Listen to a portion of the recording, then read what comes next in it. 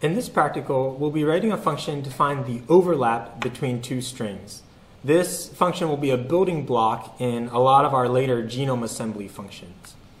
So I'm going to define a function overlap, and this will take as arguments two strings A and B and the minimum length of overlap.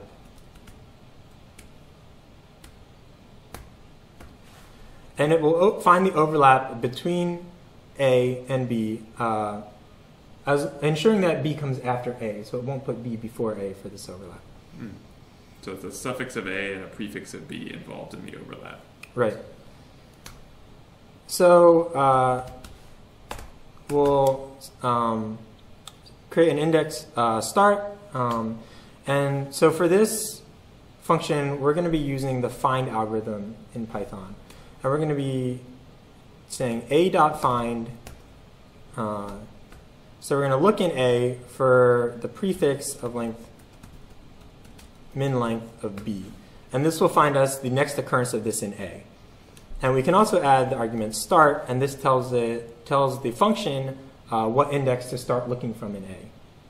And so we're going to do this multiple times. So we're going to put this in a while loop. We're going to say while true, search for the next occurrence of the prefix of B in A. Now, if there's no occurrence of this, prefix in A, then this function will return B. It will return -1. So I'll say if start equals -1,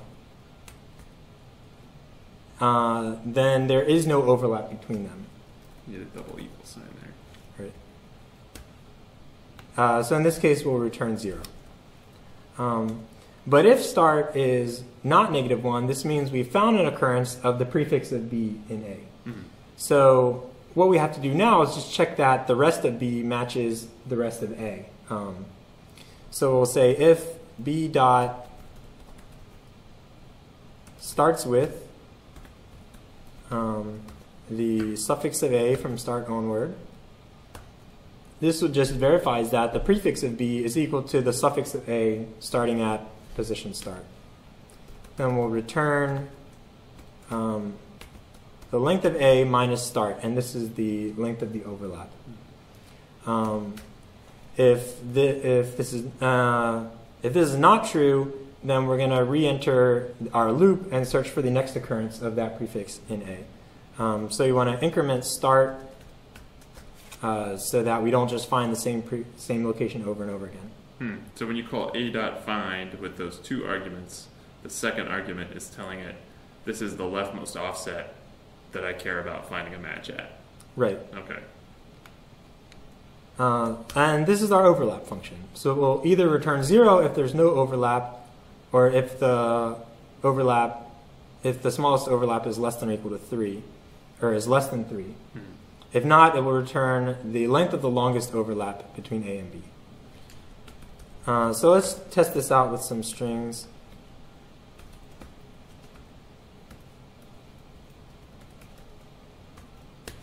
So in this case, I made these strings so that CGT should match between both of them. And we get an overlap of 3. If our overlap is less than 3, so let me copy this but make an overlap of only 2, now it will return 0, which is what we want.